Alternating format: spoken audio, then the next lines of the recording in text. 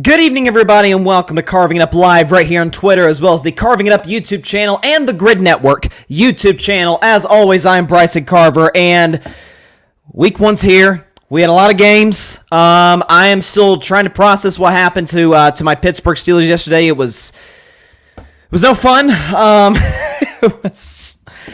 I'll give a reaction to that in my third segment. I'll just put it that way. By the way, Eagles Patriots. I figured it'd be a more fascinating game than maybe some might think. I actually did see, although I saw a lot of people predicting Patriots +4, betting Patriots +4. Those who did that, man, my condolences to you, because that's got to be, especially that 2-point conversion in the fourth quarter. You got to be just kicking yourself right now. I'll talk about the Eagles and the Patriots. By the way, people are freaking out and overreacting to Mac Jones.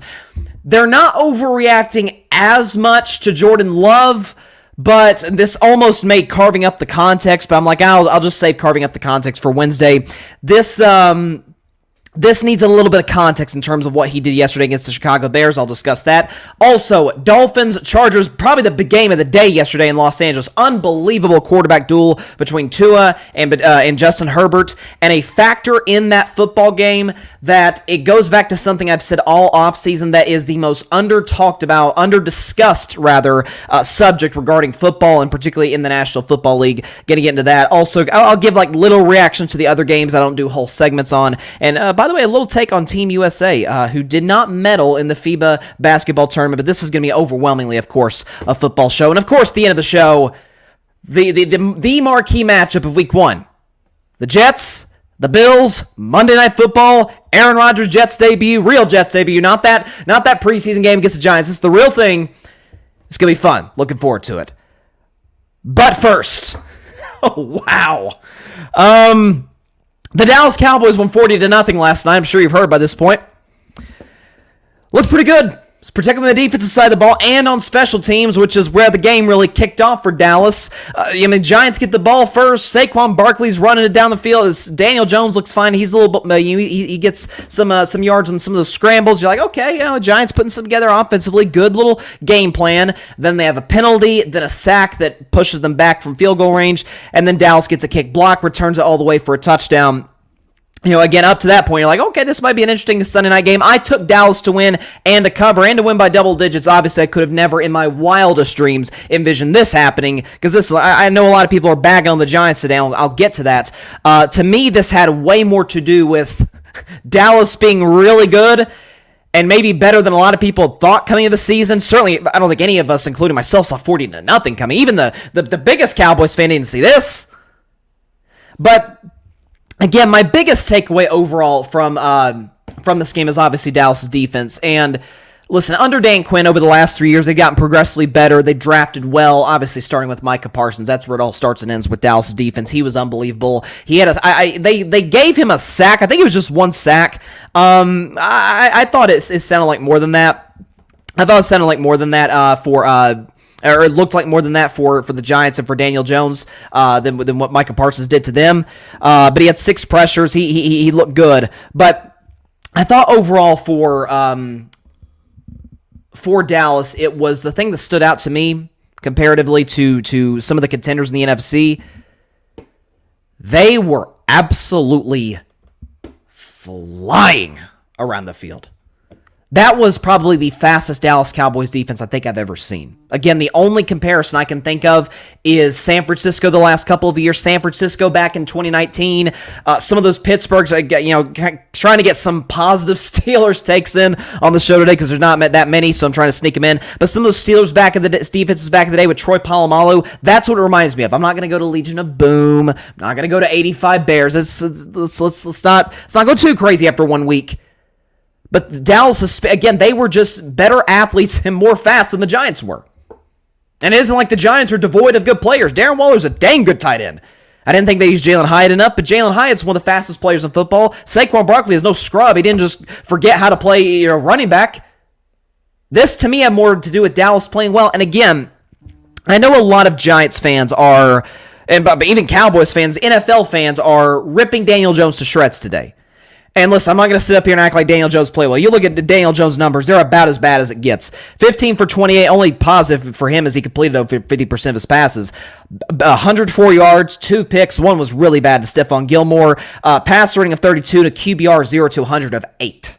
So it was a bad. I mean, Tyrod Taylor threw 2 passes in garbage time, had a higher QBR than Daniel Jones. That's not great. In all honesty, though, watching that game, Dallas had over 20 pressures. Given how it felt like every time Daniel Jones lined up in shotgun, took the snap, there was somebody coming on the interior. Sometimes it was Parsons. Sometimes it was Odigizua, who had 2 sacks, I believe. Sometimes DeMarcus Lawrence was getting in there. Dante Fowler was coming out the edge, had a big night. Listen, I'm not a Daniel Jones fan. I never have been. I thought the $40 million contract he got was insanity. I didn't know, as I've been saying all offseason, said on my buddies, the Cowboys Camp Fan show, check their show out. They had a blast last night, obviously. A lot of crack if you got 'ems were shouted, of course. But I said on their show, been saying all offseason, I didn't know 15 touchdown passes awarded you a $40 million a year contract. That's neither here nor there. I'm not so sure Patrick Mahomes would have put the Giants in position to win that game last night. He probably would have gotten shut out because he's Patrick Mahomes. He's the best quarterback on earth. But I swear, it felt like every single time Daniel Jones took the snap, somebody was in his face.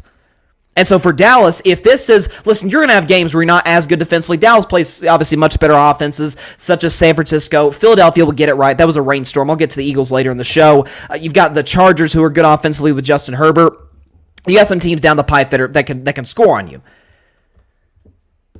But if you keep this up, you're not going to shut everybody out, obviously, but if you keep something similar to this up, turning the football over, getting to the quarterback, again, the Giants' offensive line, while young, isn't bad. They looked incompetent last night, and sometimes greatness can do that to you. Dallas is in that conversation with Pittsburgh, with San Francisco. At least those are the top 3 defenses in my view, albeit my Steelers didn't show it yesterday. I believe we'll show it the rest of the year. Dallas is in that discussion to be one of the best defenses in the NFL, and that is something that, again, we talk, all the stories this offseason has been about Dak, has been about McCarthy, been about, obviously, them adding Brandon Cooks, how this offensive line going to look, trying to bounce back from a down season last year. No Zeke. CeeDee Lamb trying to have another back-to-back year. Trying to replace Dalton Schultz, which I don't think is that big a replacement, but that's neither here nor there.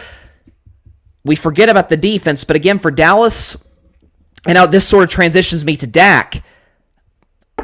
A lot of folks are kind of going at Dak today and focusing on the resident Dak Prescott defender in all of sports media, podcasting and otherwise. Was Dak mind-blowingly good? No. Why would the Dallas have to ask him to be? I mean, before Dak touched the football, the Cowboys were up 6-0. Before he touched the ball, before the Cowboys offense took the field, they're up 6-0. Led him to a field goal drive. Dallas defense ended up getting a pick 6 off the Saquon Barkley drop. I think that was Deron Bland, who made the play there to pick it off and return it for a touchdown. If you're Dallas, your defense is playing lights out. Why in God's name would you have asked Dak to throw it all over the yard? It's kind of like the kid who gets everything he wants for Christmas, but like that one thing, and he whines and pouts because he didn't get that one thing and totally ignores. He's got like 9 things on his Christmas list, and it's like, boy, this kid's a brat. Like, are you kidding me? Are we like, if that's kind of the way we're nitpicking? Again, if we're going to criticize anybody, it probably should be the New York Giants and the game plan. And by the way, to defend Brian Dable, he was bringing tight ends to try and ship the defensive end on the edges. It still wasn't working. So you essentially had 6 blockers. Sometimes he had Saquon back there, not as much as I would have liked, but sometimes he did. They were flying all over the field. That was as impressive a defensive performance from Dallas as you could possibly ask for. I'm not going to act like the Giants are just a bunch of world beaters, but man, they look good. And they look every bit like a team that I predicted to get to the Super Bowl. Said before this year, obviously I'll get to San Francisco, Pittsburgh. San Francisco looked awesome, much to my chagrin, as they were, it's so ironic, they were the finalists with my Steelers, then they come in and mop the Steelers. Thankfully, though, for Dallas, thank you, Cowboys, a team I used to be a fan of until 2020. Thank you, Cowboys, for ensuring the fact that Pittsburgh didn't have the worst performance of the day. Which you could argue Cincinnati, probably the worst performance. Them in Seattle, we'll get to some of these games later on. But, wow, what a performance for Dallas. They were spectacular. And again, I don't think there's any reason to go at Dak or the offense. It's kind of like Dak and really Mike McCarthy in particular. Mike McCarthy, after a while, kind of treated this like it was, say you're Ohio State or like the Texas game. By the way, Texas beat Alabama. Texas played Rice the week before. I watched that game. They look shaky as a 30-something point favorite against Rice. Why is that? Well, you got Steve Sarkisian. He's not going to give Nick Saban real legit plays on tape. It's going to be a milk toast type game plan. Not going to show anything flashy. You're going to say that for Alabama.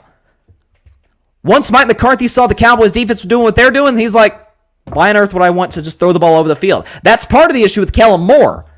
And why I was totally in favor of Dallas moving on from him is that so often Kellen Moore will be all about putting up points and trying to make the offensive numbers look good instead of just, you can play conservative. And I'm typically not a play conservative guy, but if you're up 26-0, 33-0, there's no reason to take any massive shots. By the way, Dak didn't get the benefit of the doubt on some drops by some of his tight ends, but listen, it's crappy conditions, it's wet, it's rainy, it happens. That's something that's catching the football is obviously very easily correctable. That's why I don't want to overreact to what Kadarius Toney did last Thursday, but that's where it's at.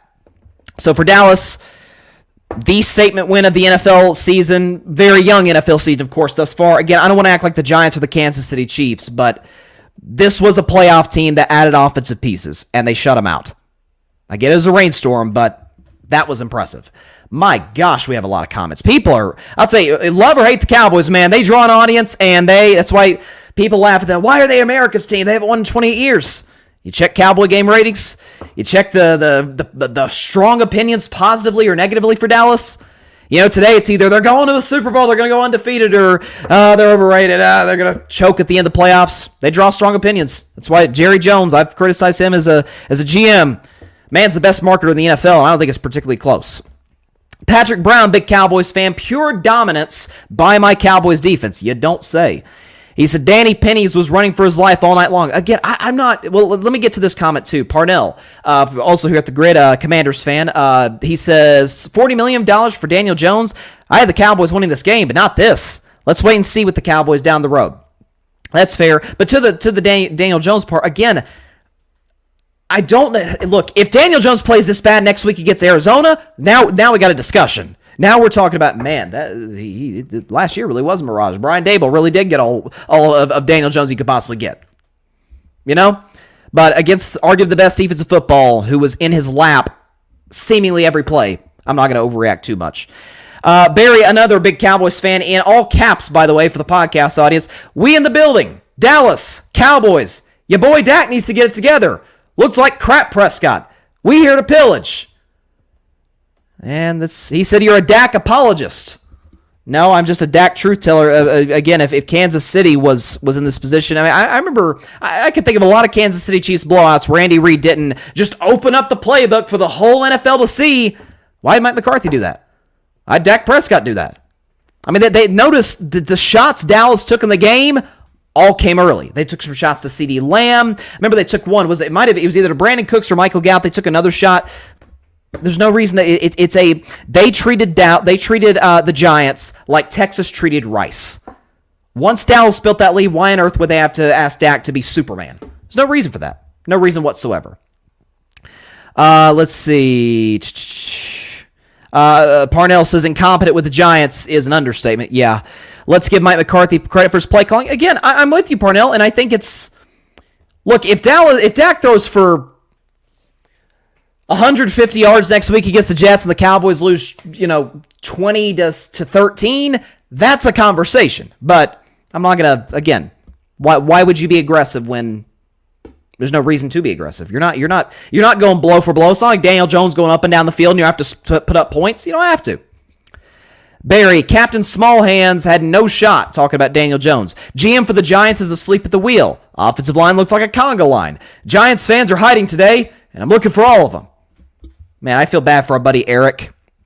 Eric, who's one of the hosts of the Outside the Cage podcast here on the Grid. Please check their show out. They do a great job. Big Giants fan. In Cowboys fans' defense, Eric was talking a lot of crap this week, and he's got tail between the legs today. I think it's safe to say. Barry says, I agree with you on Kellen Moore. Get that idiot brain out of here, too. We definitely agree there. And Patrick says, my oh Micah, he was spectacular. He was spectacular. He's going to be right back in the discussion for Defensive Player of the Year. Unless my man Nick Bosa, TJ Watt has something to say about it. 3 sacks yesterday. He was the only bright spot for Pittsburgh. I cannot wait to get on the Steelers in the third segment. I'll get to that at some point. But statement win by Dallas, and they're 1-0. This is the first time they're 1-0 in the Mike McCarthy era. Fun fact.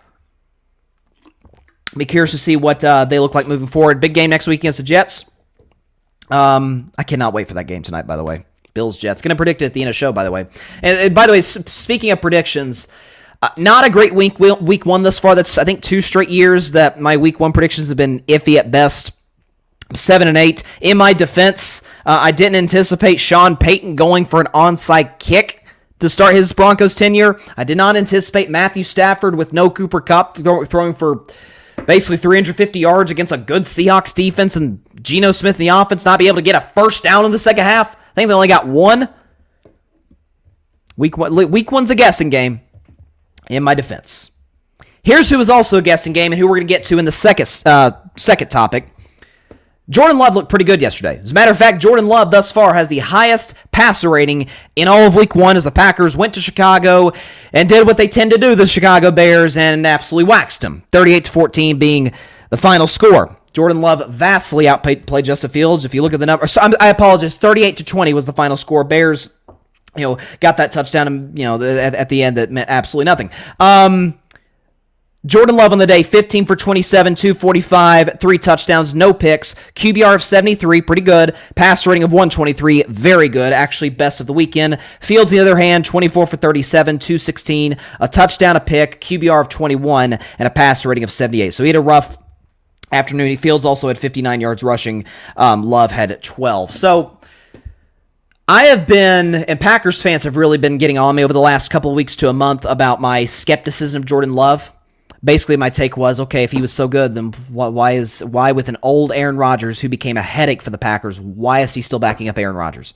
Why are we barely getting to see any glimpses of him whatsoever at practice and games, whatever the case may be? Maybe they just want to hide him to surprise the league. I don't know. The Falcons did the same thing with Desmond Ridder, and Desmond Ridder looked at best yesterday against Carolina. But be that as it may, Jordan Love played very well. Here's why I think we're overreacting a little bit today, because again, he did have the best passer rating. He made some key throws on big 3rd down, 4th down situations. The throw to the tight end, I'm forgetting the tight end's name, they drafted number 88, was really played well, could be a real weapon for Mr. Love.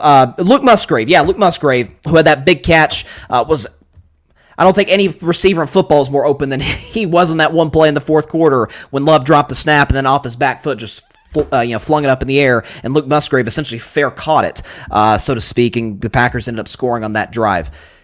3rd down situations, he was great. 4th down situations, he was great. But what I loved what Jordan Love did was not just the fact that he didn't turn the football over, it's the fact that he played within the offense. Again, but we go to a larger point that, I'm not willing to buy in him quite yet as a true franchise quarterback, as the Packers' future, the heir apparent to Aaron Rodgers, who is the heir apparent to Brett Favre, and continuing this great lineage of great Packers quarterback play. Chicago's defense is awful. And if you remember, over the last month when I was doing this sort of series on each division, every team's biggest strength and biggest weakness for Chicago, I'm like, man, their defense is in a complete rebuild. And when we think about Chicago Bears, we think great defense, obviously think 1985, tough, Mike Ditka, 2006, I think it was, the defense led him to the Super Bowl, Brian Urlacher.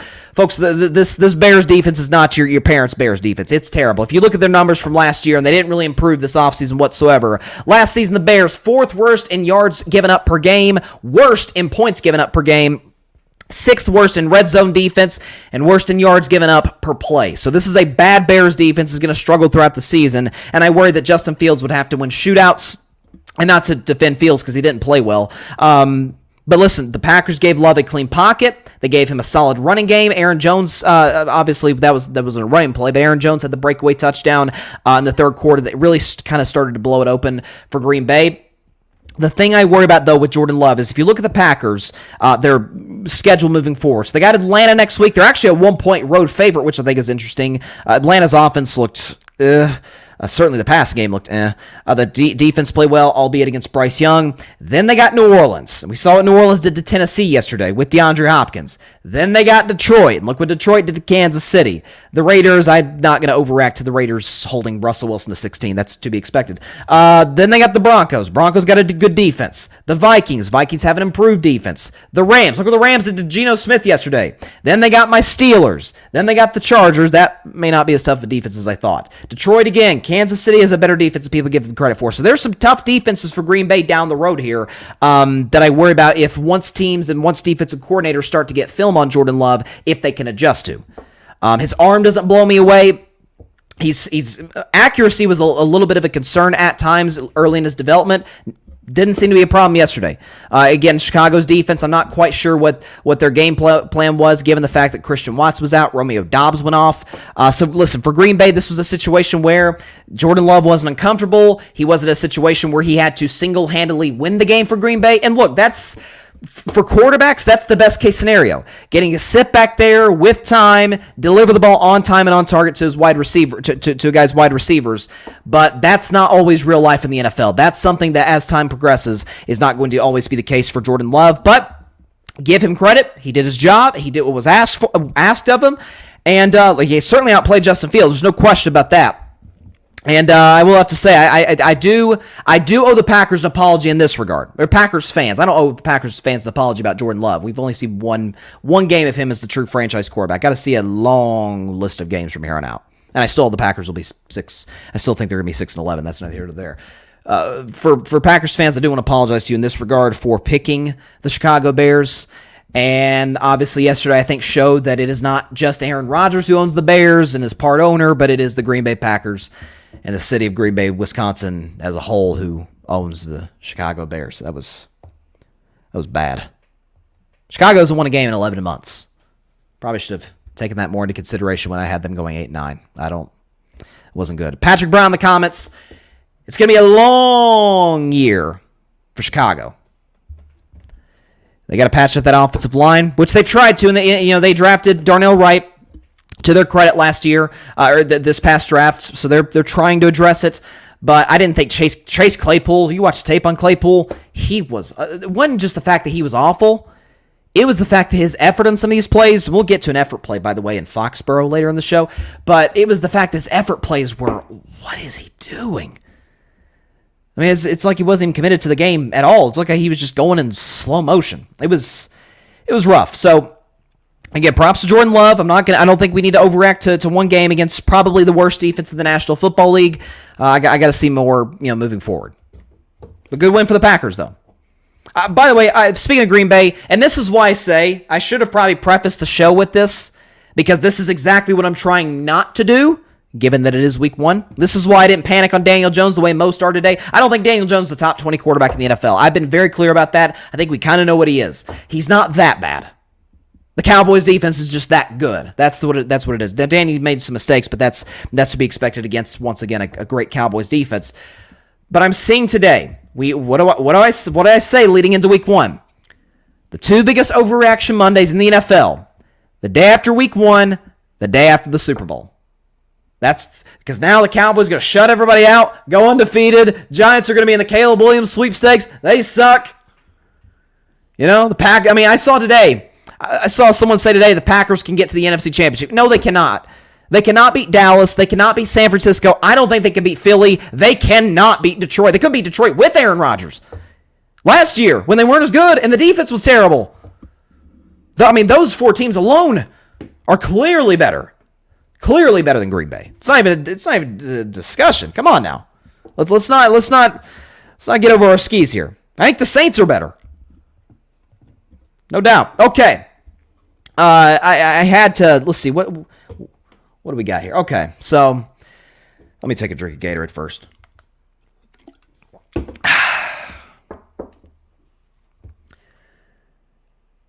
As a Steelers fan, yesterday was not an enjoyable experience. First game, actually, as a Steelers fan, as y'all know, back in July, I officially announced them as my lifelong NFL favorite team. And as it turns out, it came down between the Pittsburgh Steelers and the San Francisco 49ers. And I'm thinking, man, got two historically great franchises, some great quarterbacks have played there, and great defenses, great coaches. And my favorite segment of the week, y'all know this by now, and has been for the last couple of years or so. My favorite segment on Carving It Up is called... Were I a betting man? It's called If I Were a Betting Man. I take pride in that segment. And it's a segment that I struggled mightily in 2022. It's one I looked to bounce back in. And the good news is we still got 16 weeks left and the playoffs. So don't want to overreact too much. It is just week 1. Not only did I take the Steelers +2, I took them to win outright. And you could tell pretty darn immediately that it was not going to be a good day for the Steelers offense. Now, the Steelers defense, I'm not going to be too brutal on because, again, I think it was Barry who alluded to it in the comments, and some have alluded to today. I'm seeing a lot of people talk about, Brock Purdy, he's just playing in Kyle Shanahan's system. I mean, he's not really that good. No, Brock Purdy is an excellent quarterback. Is he elite? No. Is he top 10? Certainly not. But is he good enough given the pieces around him to win the Super Bowl? You betcha. If you look at Brock Purdy and what he did yesterday, he is perfectly suited for that Kyle Shanahan offense in a way that Jimmy Garoppolo and Trey Lance simply weren't. Garoppolo was accurate but not mobile. Lance was mobile but not accurate. Purdy's both. Purdy's like the in-between type of area. Some of those throws, especially on third down, which were just a punch to the gut every time. San Francisco. What was San Francisco's third down numbers yesterday? Because it felt like every time. And these aren't third and short situations. These are third and 7s, third and 8s that San Francisco continuously converted on. San Francisco in this game, 6 for 13 on third down. It felt like they were 12 for 13 on third down. They were just constantly efficient. By the way, converted a fourth down as well in that game. But Brock Purdy, and again, the silver lining I look at to this game, obviously as a Steelers fan, is like, well, at least I was right about Purdy. I've liked this kid ever since he made his first appearance against the Miami Dolphins in relief of Jimmy G. I liked him even more as the season got on. By the way, fun stat here, if you're a 49ers fan, a Brock Purdy fan, I am a Purdy fan. Brock Purdy is the first quarterback in NFL history to start 6-0 in regular season games and throw at least 2 touchdown passes in all of them. So this isn't a situation where it's just get Purdy out of the way. No, he's making tough throws. On the run, in the pocket, outside the pocket.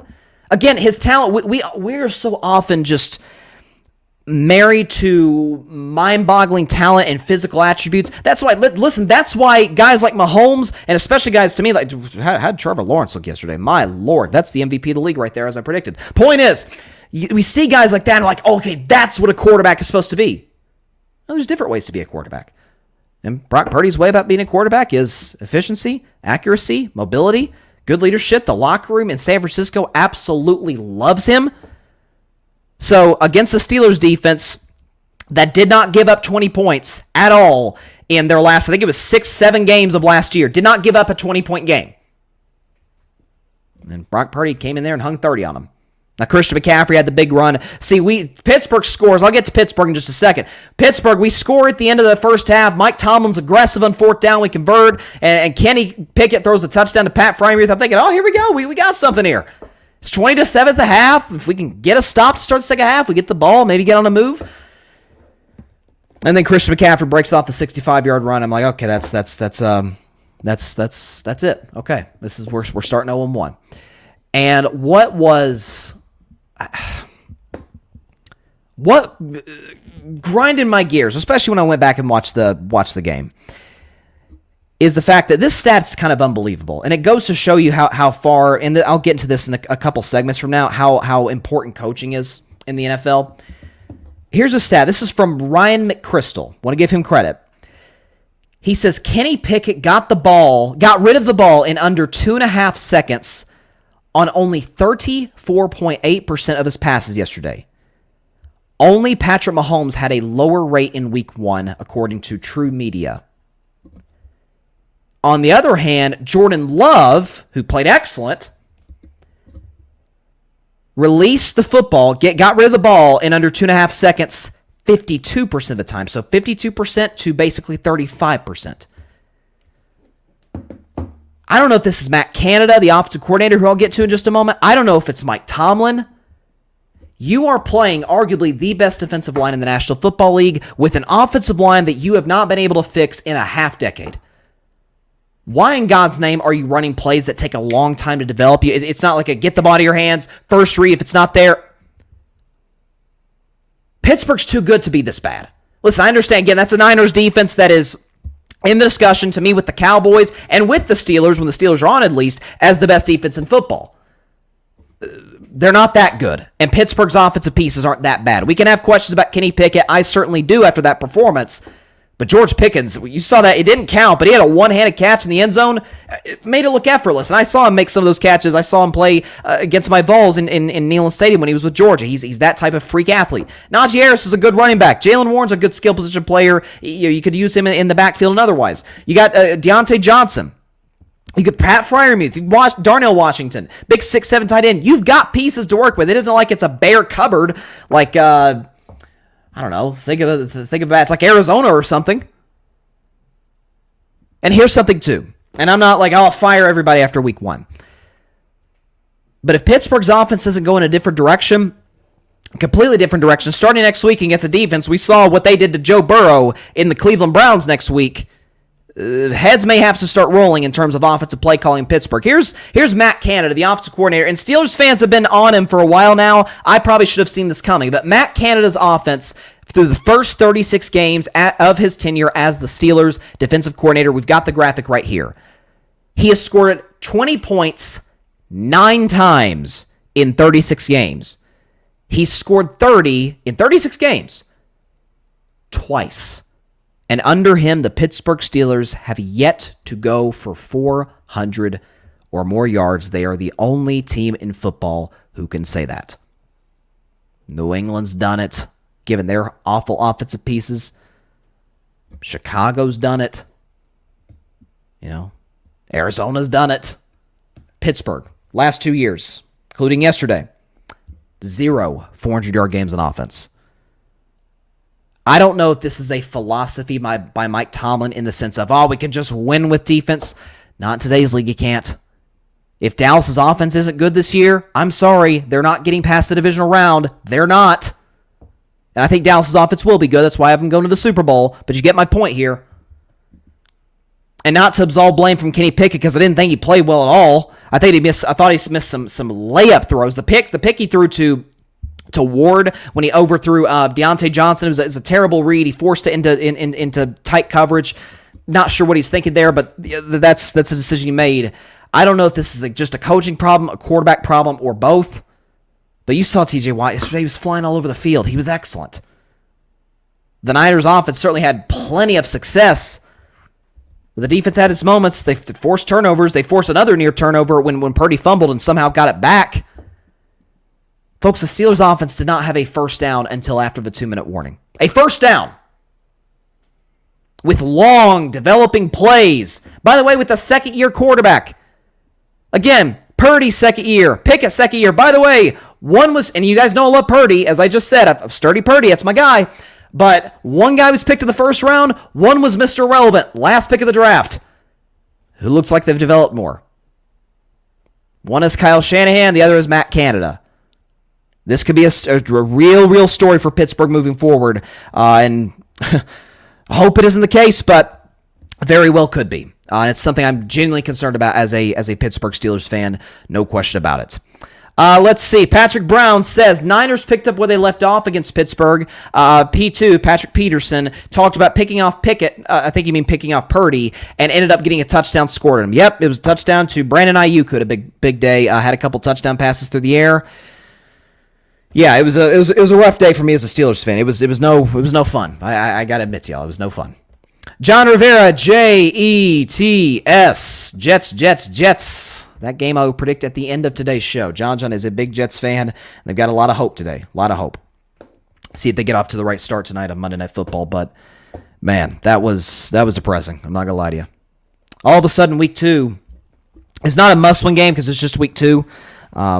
Pittsburgh has some favorable games on their schedule.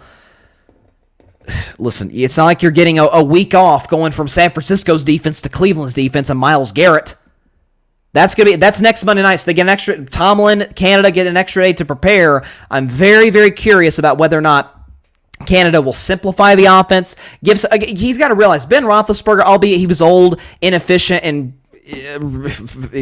very much past his prime,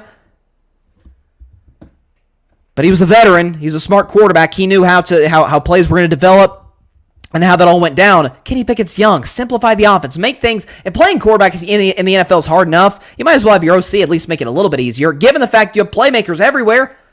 And if the offensive line, which I said coming into the season was the weak unit of this football team, if the offensive line isn't good, just death by 1,000 cuts.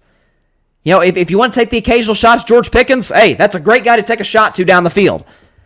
But don't be running these long developing plays where Pickett has to scale the field. Now here comes Nick Bosa. Here comes Eric Armstead. You know, here comes that I'm forgetting his name, the interior defensive lineman the Niners got from Philadelphia. Here he comes. So that's something that Pittsburgh's going to have to adjust to, and they really didn't in the second half. And so you compare that to like what Jordan Love was dealing with in Green Bay, where LaFleur simplified the offense, quick read. If first read's not there, then the play's dead. We move on to play two. Whereas Kenny Pickett, okay, here's one, here's two. He's not to that stage of development in his career yet. I mean, there are backups in the NFL who are more developed in that regard.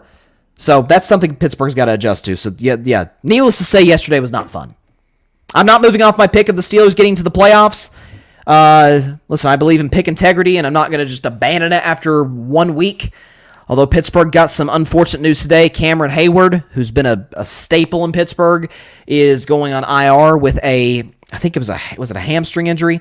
I forget what it was. But he's on IR, so he's gone at least the next 4 weeks. So not a good day to be a Steelers fan, especially a new Steelers fan. First ever game did not exactly go as planned.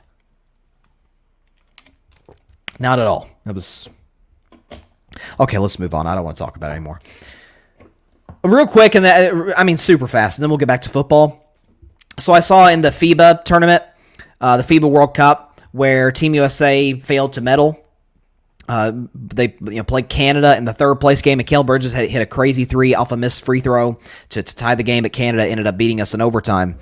And this is, by the way, the second straight FIBA tournament that Team USA hasn't medaled. A lot of people are freaking out today. Oh, Steve Kerr can't coach, and this Team USA is an embarrassment. The world's caught up to us. Oh, my God. First of all, folks, I hate to sound like a typical typical arrogant American, but we don't care about FIBA tournaments. We care about the Olympics. Have you seen a new report came out from the great Shams Charania, as reliable an insider as there is? He reported this morning. LeBron James wants to represent Team USA at the Olympics in Paris next year and is spearheading a group of future Hall of Famers, including Steph Curry, Kevin Durant. Other possible names include Anthony Davis, Jason Tatum, Draymond Green, Devin Booker, Damian Lillard, De'Aaron Fox, and Kyrie Irving. I'm here to tell you, ladies and gentlemen, that if the roster looks anything like what this report is talking about, not only is Team USA going to win gold, they're not going to lose a single game. They're not. You got the sixth greatest player ever, still in his prime. I believe he's still, albeit at the back end of his prime, but I believe he'll still be in his prime a year from now. The same can be said about Kevin Durant. LeBron will be darn near 40 at that point, so he'll be more of kind of playing like a Magic Johnson type of role in terms of getting guys involved, scoring when he has to, when he gets the opportunity to. You got Jason Tatum, who's a 30-point-per-game guy. You got Damian Lillard, 30-point-per-game guy, one of the greatest long-distance shooters we've ever seen. Draymond Green, the jack of all trades, he's probably going to be your best defensive player. Him, along with, I heard Jaren Jackson Jr. was suggested. Team USA cares about the Olympics. We don't give a crap about no FIBA. Come on. With all due respect, if Tyrese Halliburton, who I really like, by the way, if Tyrese Halliburton is the third best player we got on our basketball team, we're probably not going to win. If we are relying on Austin Reeves, another guy I like, to be hitting huge shots down the stretch against some of the world's best talent, if we were sending that to the Olympics, I'd be mortified. I'd be very concerned about the Olympics next year. We're going to have the greatest player ever, the sixth greatest player ever, a top 15 player ever in Kevin Durant, and a back-to-back All-NBA guy in Tatum. The guy with probably the greatest handle ever in Kyrie Irving. Come on, man. What are we doing? So, Team USA is going to be just fine a year from now. Or I guess technically 10 months from now, because the Olympics start, I think July 26th of 2024 is when the Olympics kick off. Yeah, Team USA is we're going to be just fine. Don't worry about that. Okay, so we'll move on to this one, because I really wanted to get into this Patriots-Eagles game. So, first of all, I'm seeing a lot of people panicking about Jalen Hurts and the Eagles offense and panicking about the fact that Philly only won this game by 5 against New England. Listen, first of all, winning in the NFL is hard. Winning on the road is even harder. Winning on the road in tough conditions with rain is hard. Winning on the road in tough conditions with a loud crowd who's there to see the greatest quarterback ever being honored is even harder than that. I'm not that concerned about Philly. Who I really wanted to get to was old Michael McCorkle-Jones. Old Mac Jones, who all the world, everybody knows I'm not one of the biggest Mac Jones fan, and fans really haven't been since he came into the NFL in 2021. 15th overall pick out of the University of Alabama. And Mac Jones, you look at his stat line, you're like, oh, man, he looked good. Look at that, 35 of 54, 316, 3 touchdowns, a passer rating of 91, well above average. It looked good. Mac Jones. Oh, here we go. Mac Jones, it's a new day in Foxborough, and it's a new day for the New England Patriots, and hey, mate, they just may make the playoffs.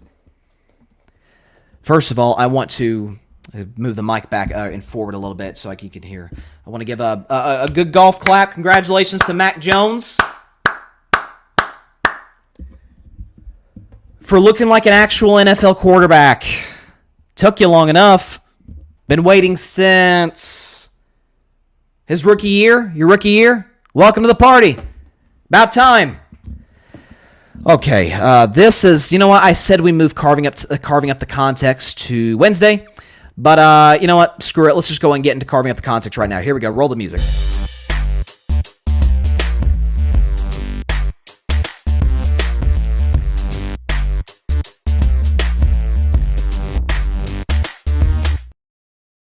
And on this week's edition of Carving Up the Context, we're going to talk about old Michael McCorkle-Jones, who the whole NFL world is freaking out about. Let's talk about he's the franchise quarterback in New England. Year 3 is going to be a big one. Bill O'Brien has fixed Mac Jones, except when you consider the fact that they were playing a Philadelphia Eagles defense that is excellent outside the numbers. With Darius Slay, who we'll get into in just a moment. He had a pick 6 yesterday, by the way. And James Bradbury, the other corner, who is tremendous. By the way, Philadelphia Eagles defensive line, really good. Here's the problem.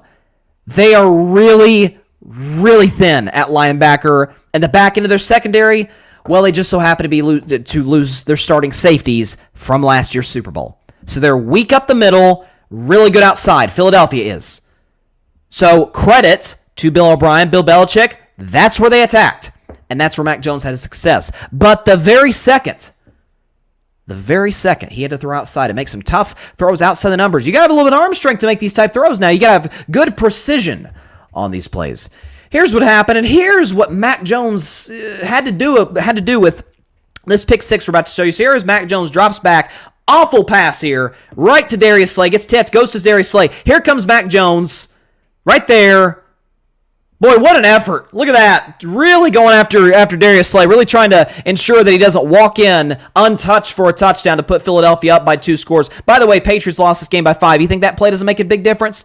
You think given how the Patriots defense played that maybe they wouldn't have gotten a stop and given themselves an opportunity to maybe hold the Eagles 3, maybe if they play well enough to hold the Eagles to a punt? There's one mistake Mac Jones made. And how about this? After all raving about, Mac Jones lighting the world on fire, had 2 opportunities to win the football game. How about this? So, Philadelphia, Jalen Hurts, and Jalen Hurts does not turn the football over. That is not, ever since his rookie year. Like his rookie year, he struggled with turnovers in the limited action he got. But from second year, and certainly last season, man doesn't turn the ball over. I don't know what happened here. I don't know if it was the ball was wet, he got hit. lost the football, and the New England Patriots get the ball where they got it down at the Philadelphia 41-yard line with 3 minutes left in the game. We're thinking, oh boy, dang, New England may actually come back and win this, hand the defending NFC champions their first loss, and hey, Belichick may be back to being the genius we believed him to be, or some believed him to be. They run the ball for 5 with Zeke, and then Mac gets sacked. And then Mac misses Kendrick Bourne. And then he got a penalty on a delay game on Mac. They go for it on 4th and 17, and he misses on that. But fear not. The Philadelphia Eagles, I'll tell you, they were so mortified with what Mac Jones did to them. So scared. They get the ball back in good field position. It looks like they're going to go 3 and out and pump, but they say, you know what? We're either going to end the football game right here, despite the fact their offense has been pretty darn atrocious in the second half. We are going to go for it on 4th down, say either we end the game here, or we know our defense is going to stop Mac Jones at the end. So they go for it. They don't convert. Jalen Hurts misses Devontae Smith on that play. And here's Mac Daddy Jones. Got the ball at his own 44 with 1:48 left. Plenty of time. Over 100 seconds left. And the Philadelphia Eagles get the stop.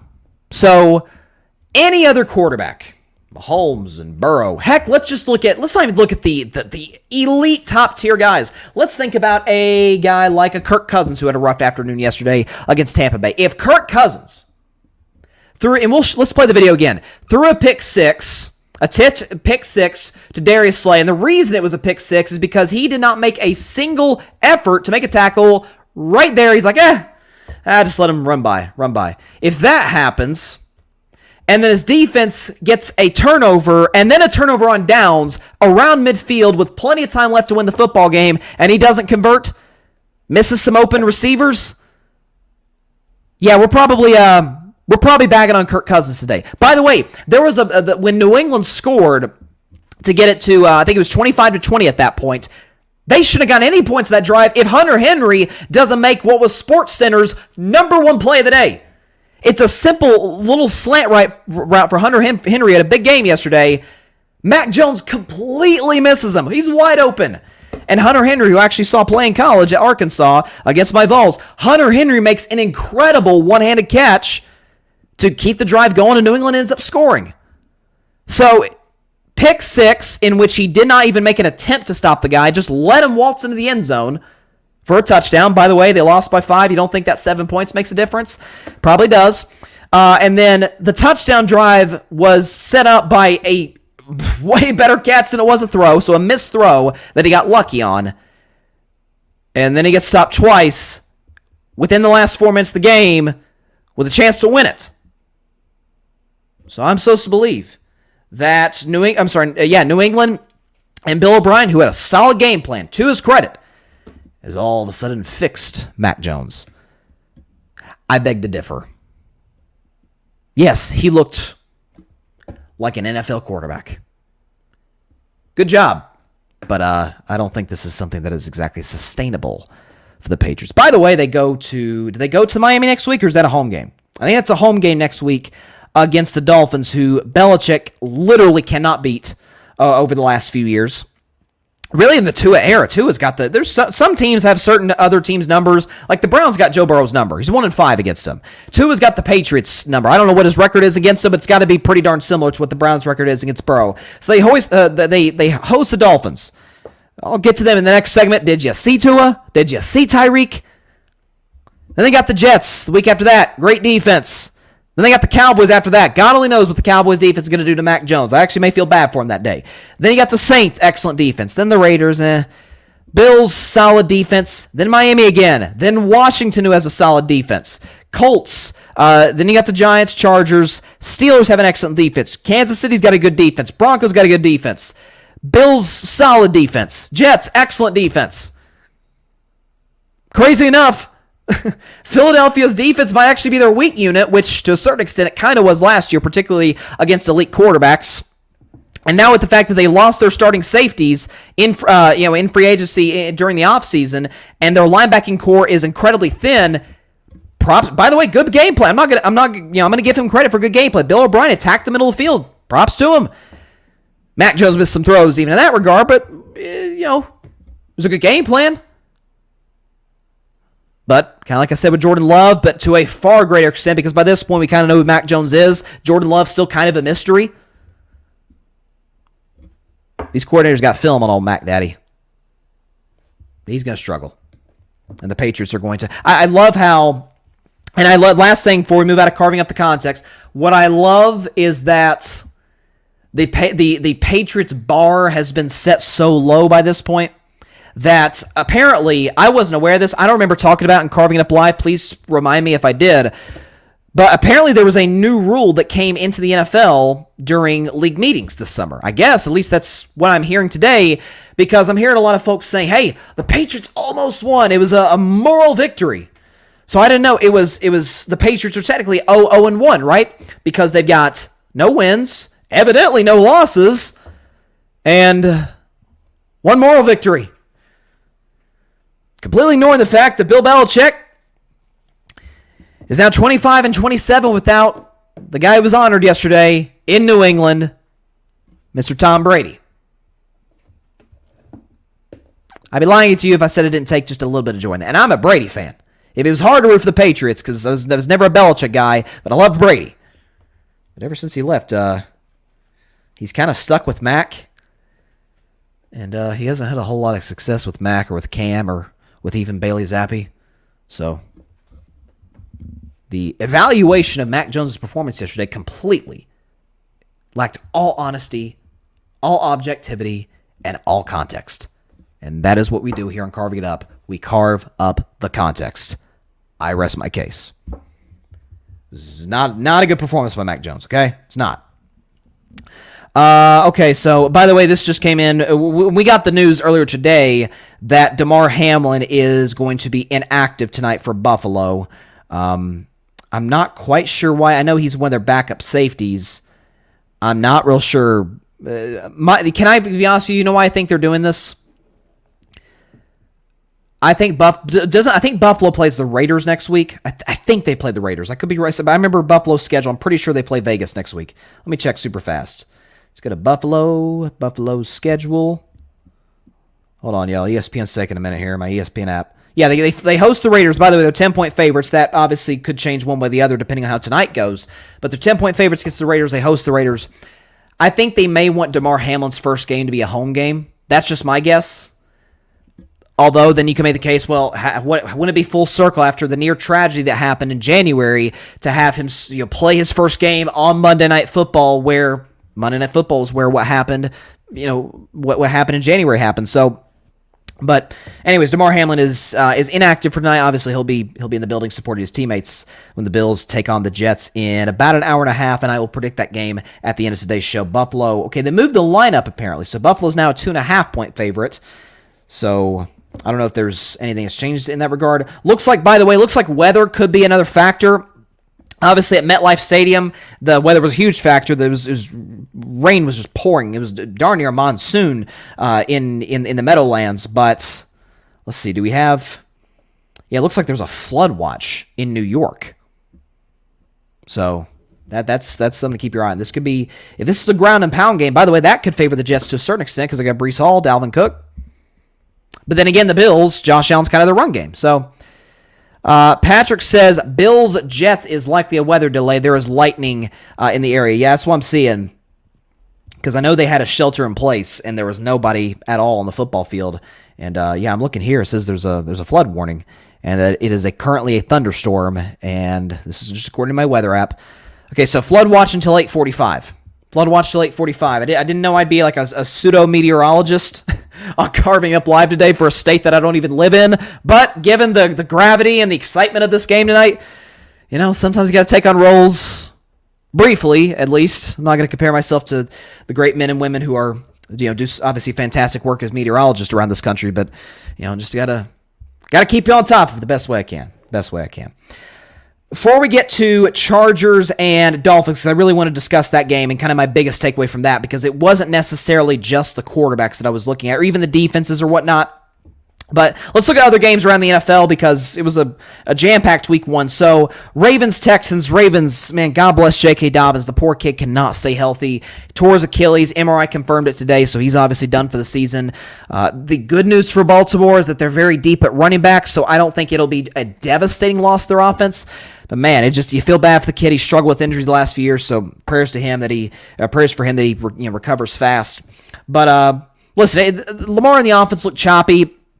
It's to be expected, to a certain degree. I noticed that Baltimore didn't take a whole lot of shots down the middle of the field. I think a big reason for that is Mark Andrews being out for this game. Once Mark Andrews comes back and he's the security blanket for Lamar Jackson, now that really opens up things on the outside for Zay Flowers, for Odell Beckham Jr., for Rashad Bateman. But listen, Baltimore took care of business. They cover the spread. C.J. Stroud, listen, it's his first start. It's a very good Baltimore Ravens defense, and looked a little overwhelmed, but listen, it's his first start in the NFL. That's kind of to be expected. Bengals, Browns. I knew I should have listened to. I knew. Now I did take. To be fair, I did take Cleveland +2 or 2.5, whatever it was. I did take them. I did take the Browns to cover the spread. I took the Bengals by 1. But listen, it's in terms of how I count wins and losses. I count it simply based on did I predict the outcome of the game correctly. In this case, I clearly did not. Listen, I don't know what's in the water in Cincinnati, but that year after year. Seems like they try to address the offensive line, and they added Orlando Brown, and that was an addition that I was like, man, this is... I said last Friday on the show when I was predicting this game, man, nobody's talking about this. Orlando Brown, Mahomes was left tackle. He was in Baltimore for that, I think he was in Baltimore. He's a good player. Now he's Joe Burrow's left tackle. He's secure there. They cannot protect the man. It's unbelievable. Now, I know a lot of people are freaking out about Burrow and crushing Burrow. Hey, he became the highest paid player in NFL history on Thursday or Friday, whatever it was, and he was terrible. He threw for, I think it was 82 yards, under 50% completion percentage. He played bad. Listen, there was a lot of, and I'll get to this as we sort of go down the list of games, there was a lot of below-average offensive performances to darn near bad offensive performances and some good defensive performances. Why is that? A lot of defense is, obviously there's scheme involved, of course. I'm not going to minimize it in that regard. But a lot of defense is just blowing you-know-what up. Just stop crap from happening. Offense is it's kind of core. It's like a dance almost, right? You got to get the steps right. If one person is off, it messes up the whole thing. Burrow, who was out basically off training camp with the calf injury. Remember, last year he had the appendectomy, so he started last season kind of slow. Not as bad as this, but he started slow, threw 4 picks against my Steelers, didn't play particularly well against the Cowboys, and then from week 3 against the Jets on, he was great and almost won MVP last year. So, listen, I think the Bengals' offense will be fine, but it's the offensive line, man. It's like they try to address it every offseason. They can't get it right. It's unbelievable. I don't know if I've ever seen anything like it in terms of... they're making the effort. It isn't like they're just leaving Burrow out there to dry like the Colts did with Andrew Luck, where the Colts just refused to put a legitimate offensive line in front of Andrew Luck to the point where he had to walk away from the game after 7 seasons. I don't know what's going on. By the way, not like this is breaking news or anything, but Myles Garrett is an absolute monster. I don't know. I wish I had the clip on the show. Did you see the play where Myles Garrett, who's outside pass rusher, obviously, he's lined up on the interior, as Micah Parsons does that from time to time, but he's lined up the interior, and the center, poor guy, he's watching Myles Garrett, who's probably the best physical athlete in the league. I mean, he's unbelievable. And you got Myles Garrett, who's like doing the crossover, pulling like a Kyrie Irving, like hezzy between the legs, like a fake basketball, an air basketball, and he comes in and just knocks Burrow to his backside once again, as was the case all afternoon in Cleveland. But listen, timing was off for Cincinnati. Burrow, the receivers, they'll be fine. They have too good of a track record for us to completely write them off and say, they're not contenders this year. They're contenders. The AFC North as a whole just had a really bad afternoon. Even the Ravens, who won, even the Cleveland. Now, Cleveland was great defensively. Offensively, wasn't too patched up, but that takes time. That's something that can be worked on, improved. Buccaneers versus Vikings. That was one of the more surprising games of the day. The only thing good with Minnesota was their throwback uniforms. Those throwbacks were kind of nice. But the thing that caught my eye, And I'm watching this game. I mostly watch the game in the second half because I look at my phone, I get an update. Man, you look at Justin Jefferson, 10 targets, 139 yards the first half. He's balling. He's looking like the best receiver in football. Although, as I'll talk about in the next segment, Tyreek Hill, he's pushing Justin Jefferson for that position if he isn't there already. But Justin Jefferson balls out in the first half. They're getting the ball. Second half, he gets 2 targets and has 11 yards receiving. What happened? Was it something Todd Bowles did defensively in terms of a scheme? Was it just Kirk Cousins not getting the ball to Justin Jefferson? Was it, man, it gets to the point in time where, Kirk threw that end zone pick at the end of the first half that was terrible. It gets to a point where things aren't going well for you offensively. Get the ball to your best player. And Minnesota didn't do that in the second half, and Baker played solid. Baker had a rough first quarter, first half in general, but led a couple scoring drives. He looked good. Listen, little expectations for Baker. I still think Tampa Bay should be in tank mode. I think every win is not a good thing for him. I think they should be in the Caleb Williams sweepstakes with Arizona, who's one up them, given the fact that they lost to Washington. Actually, speaking of that game, let me just get rid of that game quick. That was not an impressive performance by the Commanders. I thought that was going to be one of the few games that got out of hand pretty quickly, because simply put, Arizona has virtually no talent outside of Budda Baker and Zach Ertz and Jonathan Gannon. We saw that. We saw that speech. You have fire in your gut? Well, it came down to the last drive. My man Joshua Dobbs, he played hard, but just, I love Space Dobbs, but I think it's safe to say he's not the quarterback long term in Arizona. But the man is a freaking genius. Okay, he's a aerospace engineer major. Whenever his football days are over, that dude was going places. There's no doubt about it. It's why I and a lot of people call him Space Dobbs. He's the man, but he's in a bad situation in Arizona. And I almost had Washington -7 as my if I were a bet man segment. Thank God I didn't, because that was not impressive. Sam Howell was fine in the second half. He took a brutal hit in the first half, but wasn't terribly impressed. But a win is a win in the NFL. You got to take them where you can get them. Titans-Saints was probably the most unwatchable game in the league in Week 1 to this point. So certainly we hope Bills and Jets with the rainy conditions won't challenge for that dubious honor. But the Titans were bad offensively. Ryan Tannehill threw 3 picks. What I hated, though, and again, I get Tannehill struggling. I get it. And I know you're playing a great defense. But Tennessee puts together a nice little drive. They're down 16-12. They get inside the 10-yard line. They've got a 4th down and 6, and they settle for the 3. And Derek Carr, who had a rough afternoon, my man Derek Carr, it's my guy. What I say, there's 3 quarterbacks I defend like crazy: Dak, Lamar, and Carr. And Carr had kind of an up and down afternoon, but that pass was Shaheed, I think, who caught the pass down the left sideline. Beautiful throw by my man Derek Carr. It's wonderful. So, yes, a good win for the Saints. I got the Saints winning the NFC South with a 9-8 record. I still maintain that. That was my Bryson's Bleak bet game. I gritted my teeth and picked Tennessee. I actually predicted a 27-24 final score. Was quite a bit off in that regard because both offenses couldn't do anything.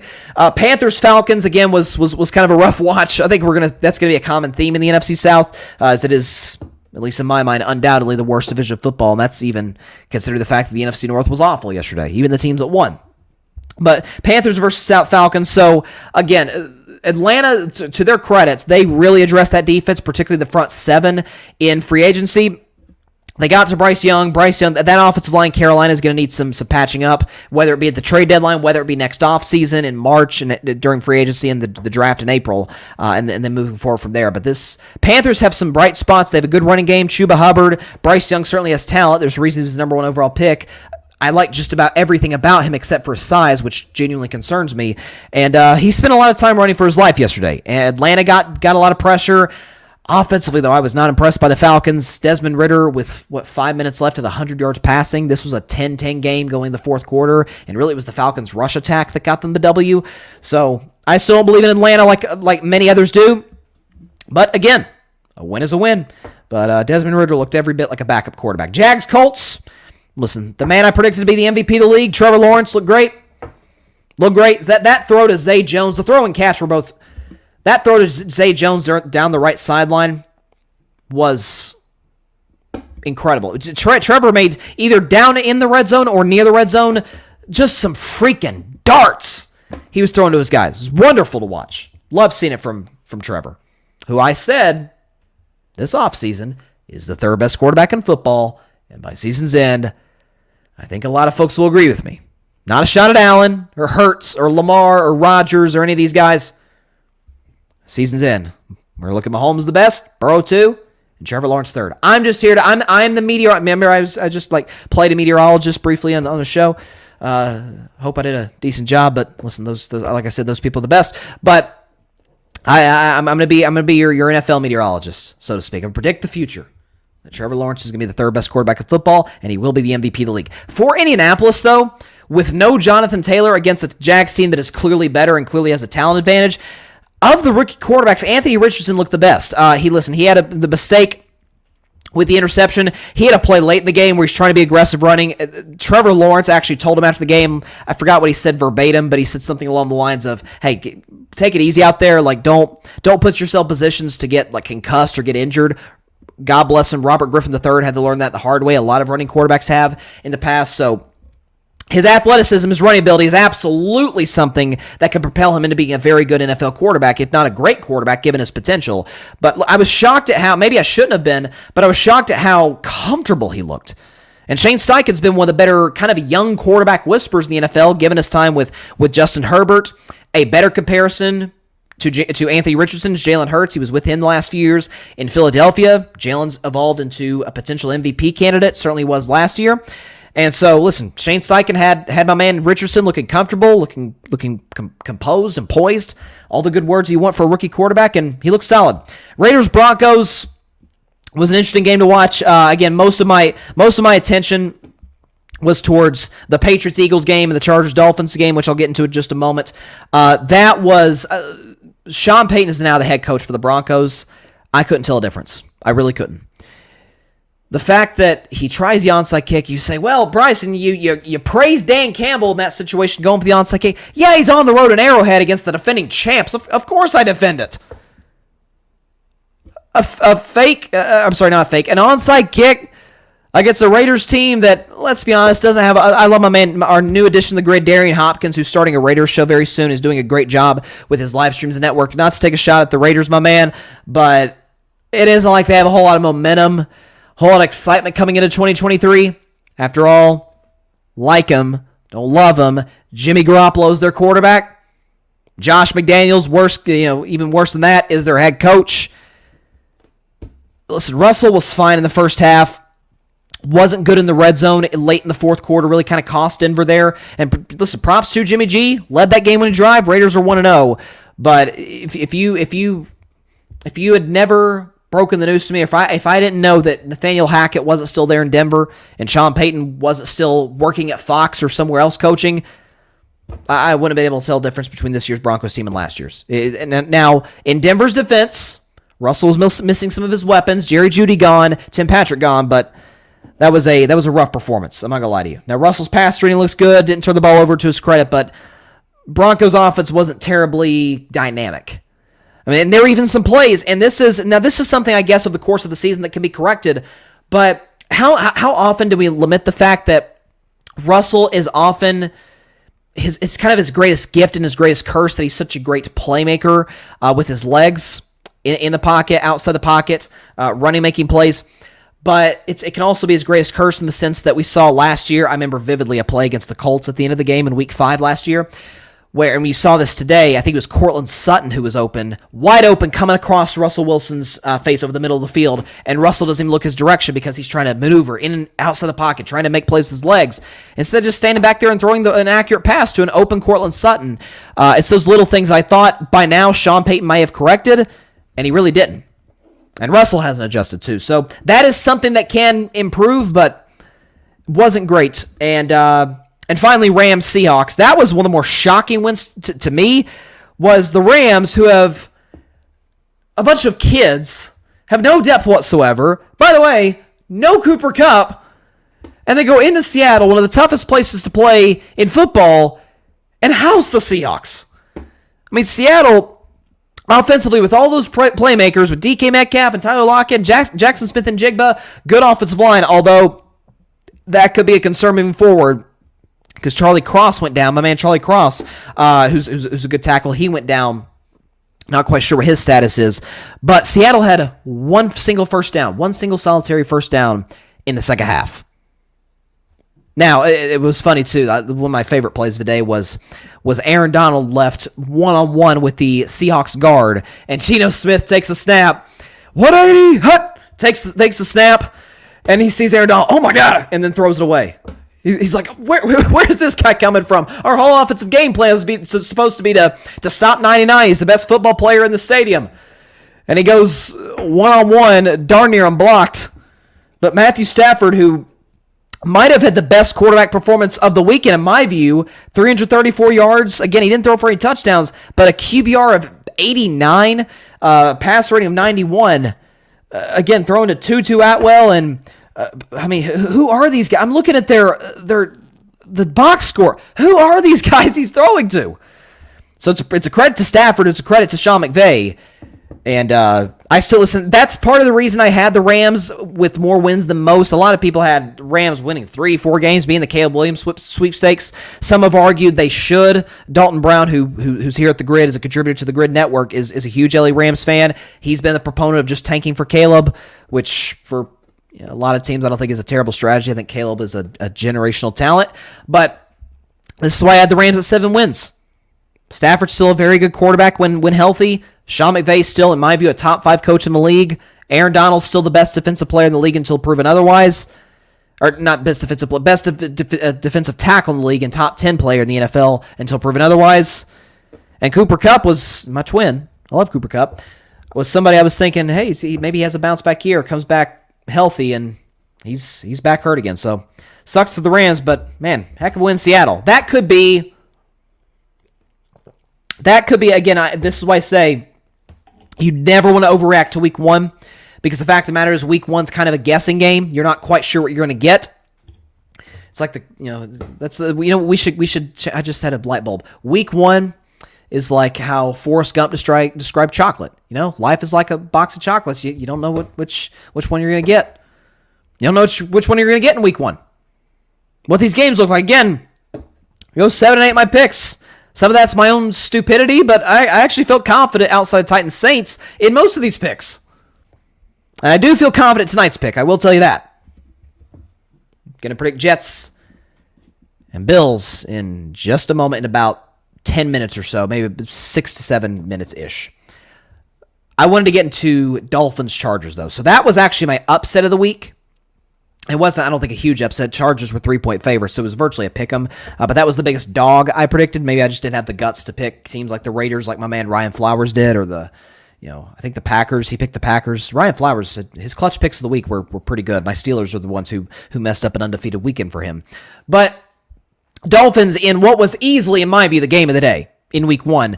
Dolphins go on the road to LA, albeit it probably wasn't that much of a road game. And the Chargers, listen, I joke about the Chargers and the Clippers, kind of the second fiddle teams in the city of Los Angeles having, I always say they have 13 fans, and the Clippers, you got Billy Crystal, Marcellus Wiley. Nobody's a Clippers fan. I actually did see a Clippers fan when I was at Disney World earlier this year, and it was like I'd seen a ghost. And then Chargers get outnumbered every home game. I mean, when Pittsburgh goes to LA, they're outnumbered.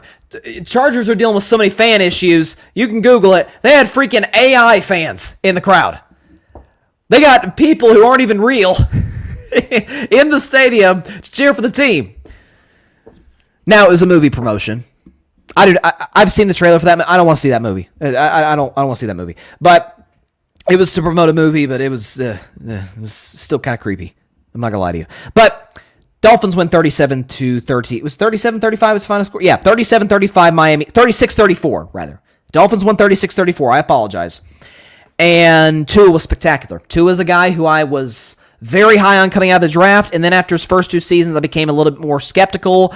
Last year, he had his moments. Then he had the injuries, but I even made the case, even with the injuries, he had some moments where it wasn't great. I mean, against the Chargers defense in week 15? It was week 14, week 15 last year.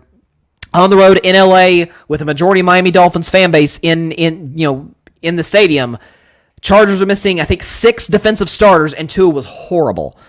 So there were some moments last year when Tua was healthy and looked pretty darn pedestrian. But yesterday, probably the best quarterback of the weekend. 466 yards passing, 3 touchdowns. Completion percentage was good, by the way. QBR of 87 and a passer rating of 110. How Tua didn't get a higher passer rating than Jordan Love is beyond me. I guess it was because of the pick, but whatever. Again, didn't get a ton of help from his running game, albeit Mike McDaniel, the head coach, was really airing it out and really outdueled Justin Herbert. Listen, Herbert had a lower passer rating, lower QBR, less passing yards, less touchdowns.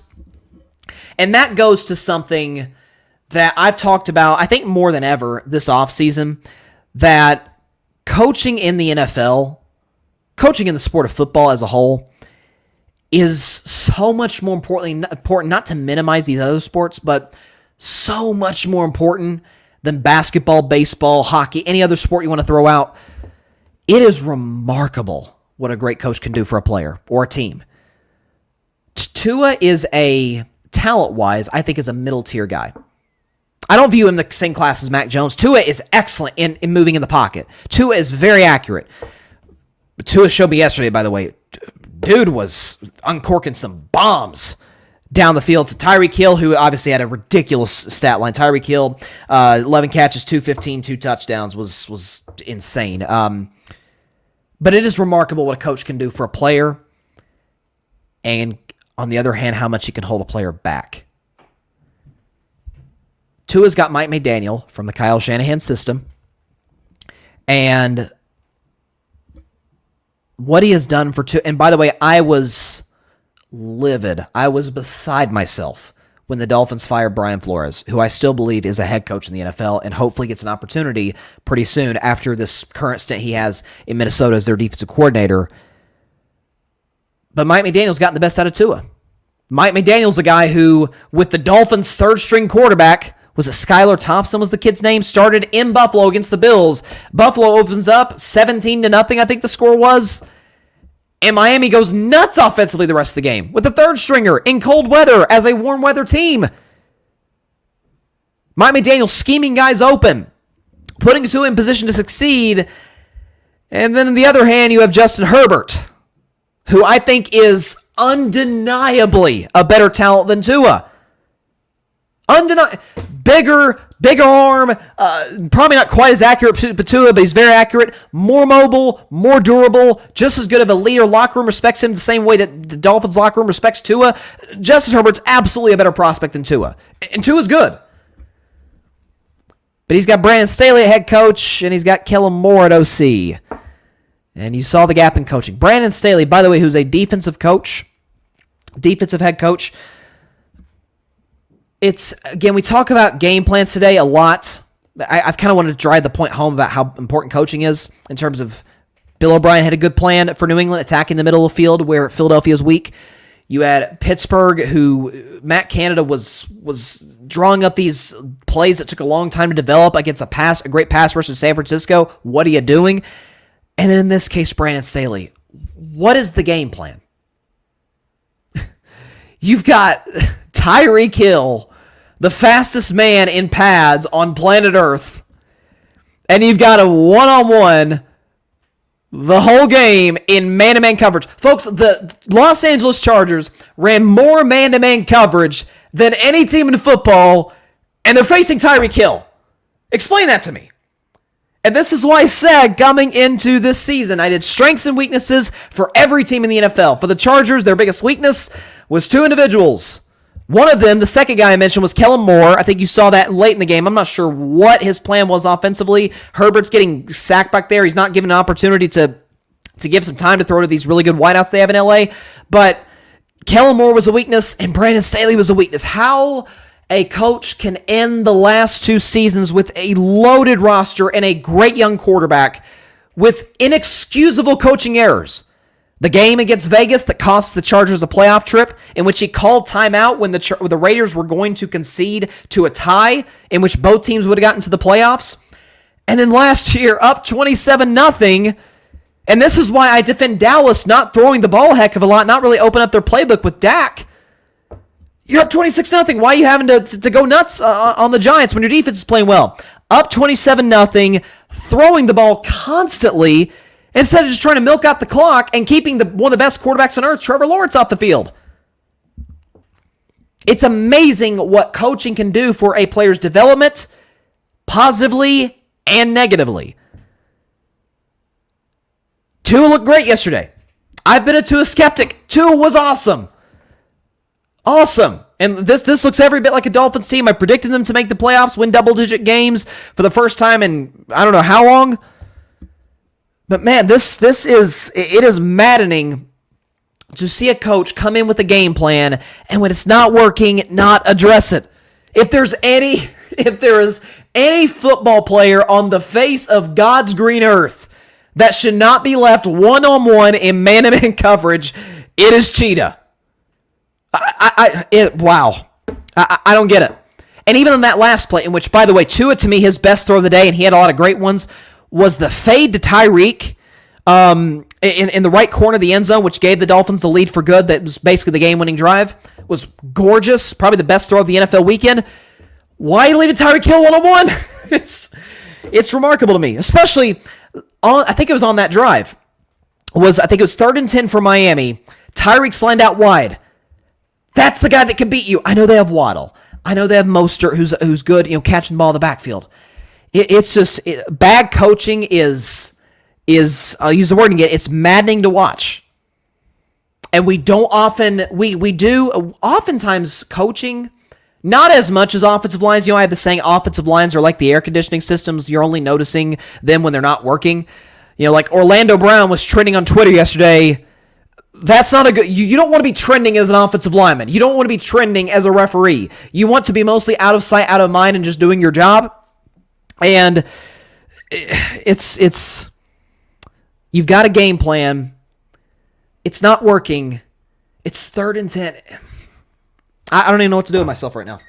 I picked the Dolphins to win, so I'm happy the Dolphins won because I picked them, and that was my upset of the week. But when you're watching a player in Justin Herbert, who... And again... I'm slowly starting to buy into Tua. I really am. Love what I'm seeing. Comparing with him and Mike McDaniel. Mike McDaniel, and I love Brian Flores, but Mike McDaniel's getting the best out of Tua. He's playing to his strengths. By the way, Tua's showing off an arm that I didn't know he really had. But it sucks to see a player who's good and gets excellent coaching and excellent weapons. Now, not to say Justin Herbert doesn't have good weapons, but it's tough to watch a remarkable prospect, a remarkable talent, who, by the way, is a good kid, good leader, works hard, get handicapped, get handcuffed by a limited offensive coordinator and a terrible head coach. That game was hard to watch. I'm not gonna lie to you. Even as somebody who picked the Miami Dolphins. So. Listen, Miami's going to be a problem moving forward. Again, knock on wood, Tua stays healthy. That was obviously a huge concern for him last year. I've been a Tua skeptic for the longest time, but folks, that was awesome. By the way, something else too, coaching. Miami's down. What were they down? It was a situation late first half. Let me make sure I get it right because I want to get this accurate and paint the picture of what this was. So, okay, here we go. So, Dolphins have the ball at their own 25, 9 seconds left. They are leading, the game's tied 17-17, okay? So Dolphins got the ball at their own 25, 9 seconds left. Almost every team in the NFL, not saying they shouldn't, but almost every team in the NFL would take a knee there. And Tua takes a shot for Jalen Waddle, completes it for 22, and then at the end of the half, it was an underthrown ball, but that might have been part of the strategy. Last play of the half, they take a shot for I think it was Tyreek, and J.C. Jackson mauls him. And Miami ends up getting a field goal at the end of the half. Field goal's 3 points. Miami won by 2. Like, it's those little plays. Again, that's a 9-second sequence in a 60-minute game that may have changed the outcome. Coaching is so important, and I don't think we give enough love. We often we're looking at the great quarterbacks and these incredible talents at wide receiver, pass rushers, defenses. We do not give enough love to head coaches in the NFL. Great ones. We give criticism to bad ones like Brandon Staley. We don't give enough love to the great ones. So, Mike McDaniel is slowly evolving and slowly developing himself into a great head coach. Tua is not as good as Justin Herbert. He's not. And I'm starting to buy into Tua, but he's not as good as Herbert. That was as big of a coaching mismatch as I've ever seen watching, certainly this weekend. Unbelievable. Absolutely unbelievable. By the way, briefly, before I get to my Jets-Bills pick to conclude week 1, great week 1 other than the fact my Steelers got destroyed, but We'll bounce back next week against Cleveland. It's Cleveland. Pittsburgh owns Cleveland. I got to say, I was very impressed and very satisfied with what I saw out of those Texas Longhorns, who we know, at least they tend to, in games like this, national TV. This happened last year, by the way, against Alabama, in which they host Bama. Bryce Young, reigning Heisman winners, coming to town. You lose your starting quarterback to injury, Quinn Ewers, but your backup comes in, plays relatively well, and you got a slim lead at the end of the game, and Bryce Young does Bryce Young things, goes down the field, Bama wins in a walk-off field goal. And Texas fans feel good because, hey, that's the defending, they weren't the defending champs. They were defending runner-up champs, defending Heisman winner. They come in, it took a walk-off field goal to beat us. But Texas, and I was talking about this with the Patriots earlier, like the bar had been set kind of low for Texas football given their history, and that it was a lot of moral victories. Hey, we were close. I mean, if we made a few plays here and there, yeah, but you didn't win. I mean, you can take positive from losses, you can, but ultimately it doesn't change the fact you lost the football game. And they go on the road to Alabama. It's a loud environment in Tuscaloosa at Bryant-Denny Stadium. And Quinn Ewers and that Texas offense put on an absolute clinic on Nick Saban's defense. And I have said all offseason, I don't buy into Alabama. I think they were overrated, overhyped, overranked. And offensively, they kind of showed you that. This is not a Texas defense. They returned, I think the Texas might have returned every single starter. No. They lost the one linebacker in the draft, I think. But Texas brings back a lot of their starters from last year, particularly on the defensive side of the ball. And Jalen Milroe, who I said coming into the season, I don't buy. He's not exactly the successor to Bryce Young that you want. He had some bad decisions. That interception in the fourth quarter was brutal. But props to Texas. Props to Steve Sarkisian. And I think Nick Saban, I think is... I'm not even sure really if it's even a debate or a conversation about him being the greatest college football coach ever. That's now, remember, Saban went through that streak from like 07, I think 07 is when he became the Bama head coach, to 2020 where he didn't lose to an assistant.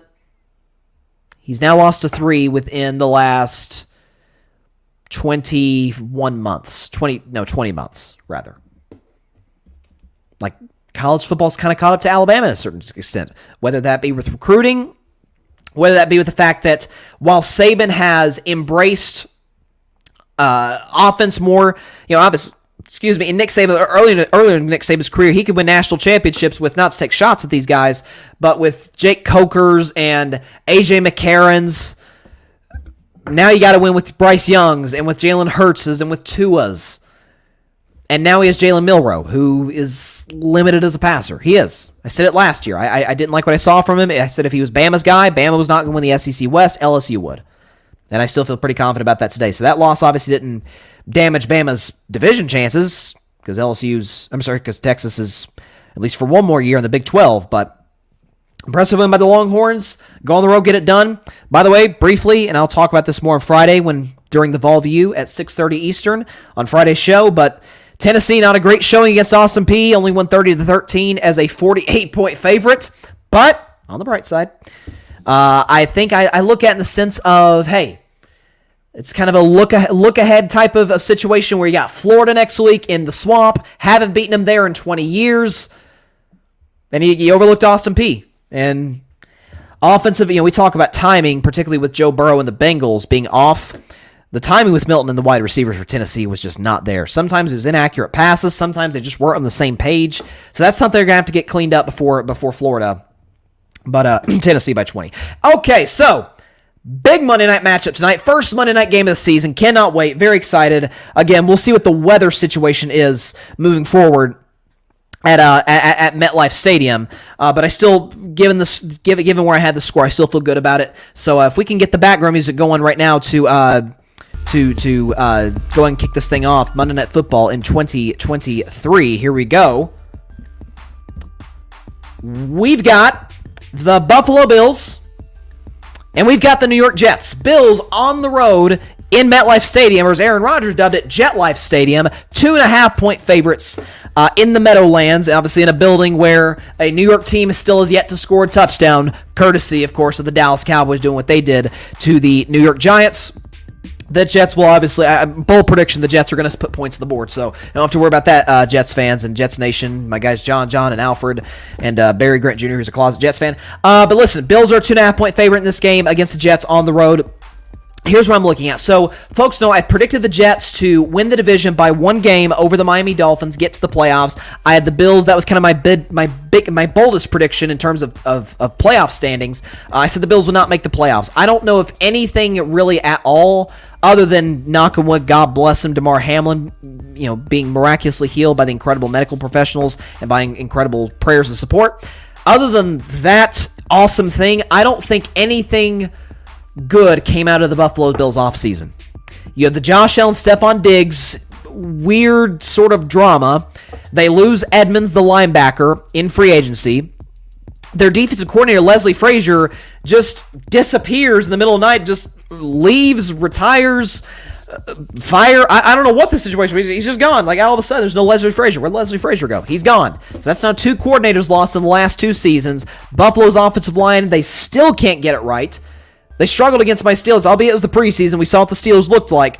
But their offensive line, Buffalo's, against Pittsburgh in that preseason game was atrocious. And outside of Stephon Diggs, I tried to buy into Gabe Davis after that 4-touchdown game against Kansas City. Gabe Davis is more of a 3 than he is a 2. Buffalo's running game isn't great. And we know the Jets' defense tends to feast on... they feasted on Josh Allen last year, when we did have high expectations of the Bills and little to no expectations of the Jets, at least in the offensive side of the ball. Speaking of the Jets' offense, a big reason I think this game is going to be close. So I talked about the Bills' offensive line. The Jets is either the equivalent of that or worse. Jets have as good of a roster as we have in the National Football League. They add Aaron Rodgers, who isn't the Aaron Rodgers of old, but will bounce back, in my view, from probably the worst season of his career last season, his last year in Green Bay. You have Garrett Wilson. You have Uzama, who I think is a good tight end. Your running game's good with Breece Hall and with Dalvin Cook. We know how good the Jets' defense is, led by Sauce Gardner, Quinnen Williams. You got, what's his name? C.J. Mosley as well in that defense. DJ Reed, who's talking about they're the 85 Bears. I think that's a bit of a stretch. But the Jets' defense is excellent. Robert Saleh is an excellent head coach. I would take Robert Saleh today over Sean McDermott. Oh, my gosh. This was one of the toughest games, if not the toughest game for me to predict. Here's what it came down to. While Buffalo's chemistry is a real thing, and I genuinely understand, I don't believe in the Bills this season, but I do understand why they're favorites in this game. This, to me, is going to be a situation where both quarterbacks are going to be under pressure a lot, given the limitations of the defensive lines of both squads. I just trust the Jets, and I trust the play calling of the Jets. I can't believe I'm saying that about Nathaniel Hackett, of all people, but I trust the Jets' play calling to be unlike my Steelers, who also have a below-average offensital line, and were facing an even better defensive line than what these two teams are facing, and didn't make adjustments in terms of the fact that they had these long developmental plays with Kenny Pickett taking forever, receivers taking forever to get in and out of their routes. That's not going to be the case for the Jets. I will take the Jets to win this game, to get the upset, 26-22. That line says Bills -2. It's changed now to Bills -2.5. It's kind of fluctuated in that ballpark. I will give the Jets to win. By the way, something else too. I think this is I know it's week 1. I understand this, but a sneaky must-win for the Jets, given the fact they're going to Dallas on short rest next week. I know Aaron Rodgers owns the Cowboys, but the Giants' offensive line is better than the Jets, and Dallas abused them. What will they do to the New York Giants or to the New York Jets next week? And then obviously Patriots, you'll take care of the Patriots. Then you got Chiefs, Broncos defense, and then the Eagles. So this first 6 game, I've talked about it all offseason, ever since the schedule came out. This 6-game stretch for the New York Jets is real. It is legit. It is hard. This has got to be one of the games they win, and in order to take this division. If they win, they're first place in the division because they beat a divisional opponent. Once again, I have the Jets winning this game 26-22 over the Buffalo Bills. I sure hope I'm right, because I'd like to get to 500 to start this year predicting football games. I'd like to be able to have that notch on my belt, to say the least. Real quick, before we get out of here, too. God, there's just been so many topics. It is so good. It is so good to have football back. It is so good to have actual... My man Ryan Flowers, who did a fantastic job yesterday, Clutch Sports Talk, every Sunday morning on the Grid Network. And please subscribe to his channel as well. But Ryan was talking about this yesterday on his show, and I've talked about it before leading up to the season as well. I'm not against or anti talking about storylines and what ifs and he said this and they did this, and man, I just want to talk about the games. At the end of the day, that's what the NFL's founded upon. It's founded on football games. It's founded on exciting matchups like this. Bills, Jets. Can't imagine the number that it will get by ABC, ESPN. Me personally, I'm going to watch the Manning cast. Nothing against Joe Buck and Troy Aikman, but I'm going to watch the Manning cast with Peyton and Eli. Got a couple solid guests coming on their show tonight. I'll watch their breakdown of this game live on ESPN2, just for the record. But it's so good to have football back. But real quick, Colorado's 2-0. The Coach Prime haters are real quiet. I don't hear them saying nothing. Now, listen, Colorado's not going to go out and win the national championship. They're not going to. I don't even think they're going to win the Pac-12. I think USC is the favorite. I think you got Washington, Oregon, and Utah as well. Utah barely escaping with the win over Baylor. But again, culture change is unbelievable. You saw that they compared I saw a thing comparing the last Colorado game of the season, the attendance compared to the home opener against Nebraska. It's night and day. And I think in that first quarter for Colorado, you kind of saw a little bit of. Listen, these are college kids. These guys are my age. Sometimes if something goes right for us, we buy into the hype. Maybe what is Drake? Drake has the line. Don't get into hype and start to backpedal, something like that. Don't get hyped for the moment, then start to backpedal. That's what Drake said in Views, which was his best album, by the way. But that's kind of what Colorado did in the first quarter. And after that, Shedeur, after they got that turnover, Nebraska's quarterback really struggled and has struggled turning the football over. I think Sims was his name, but Shedeur was money. That 2-point conversion that ended up being ruled no good because the ball hit the turf before it was secured, that Shedeur made where he's avoiding defensive linemen. Shedeur, I still maintain Shedeur is the third best quarterback in college football and is a top 10 pick in next year's draft if he opts to enter the draft. And again, that will be his first time playing under a coach who's not dad. So that's why I think there's a possibility he potentially comes back to Colorado. That, and not just to play with his dad, but also maybe puts himself in position to be the number one pick in 2025, because Caleb's the no doubt number one pick this year, and also an opportunity to kind of build Colorado's culture. But they look good.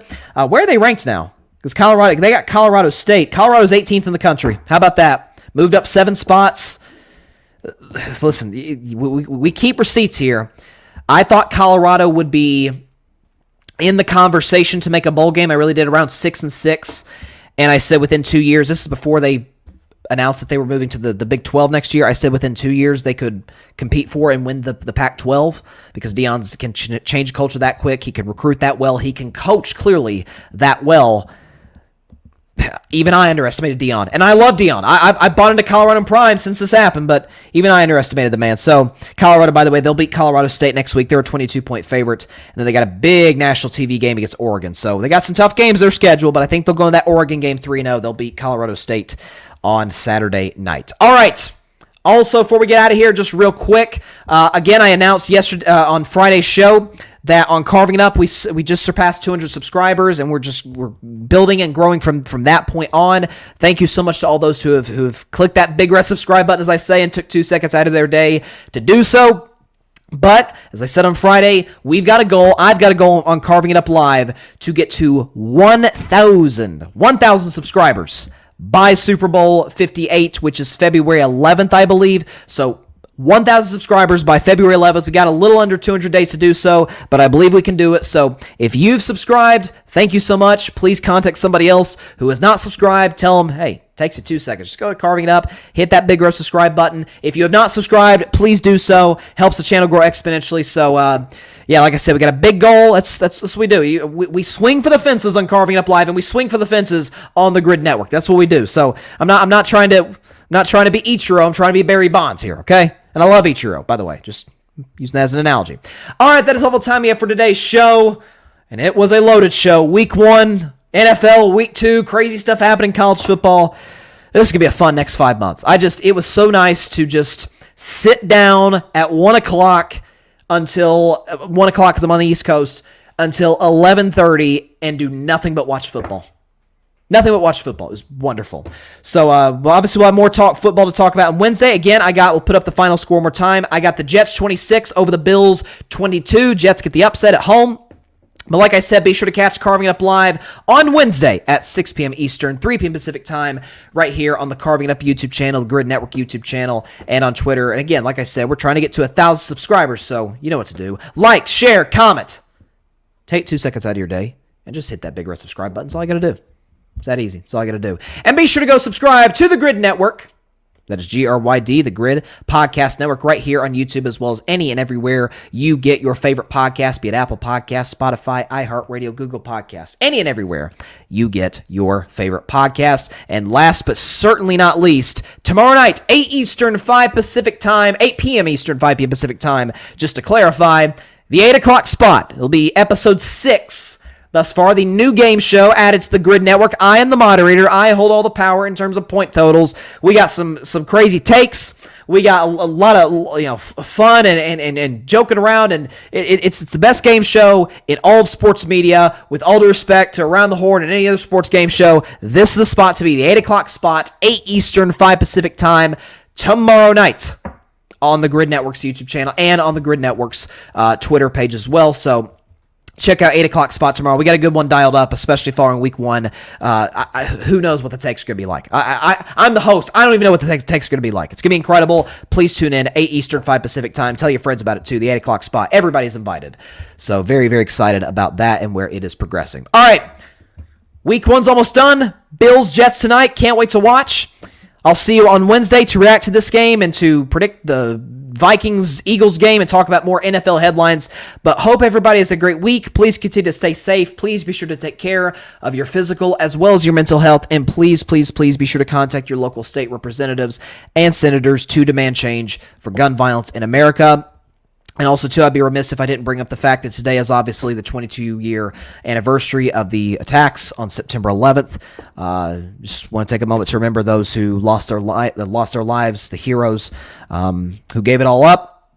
And let's, Congress, and you know who I'm referring to, let's work on giving these incredible men and women their benefits while they're still with us and give them the proper respect and the rights that they deserve and have earned as some of the best of us here in this great country. So God bless them, and let's not forget those who were lost in the attacks of September 11th. So we got a game tonight. You got Bills Jets. I'm going to go up and watch it 30 minutes from now. Here we go. See you on Wednesday. God bless you all. Peace out. I hope I come to you happier, though, with some Steelers games. Jeez. Thanks so much for watching the show on YouTube, and be sure to go click that big red subscribe button and check out the other clips and full shows from Carving It Up Live, as well as our other incredible content creators here on the Grid Network.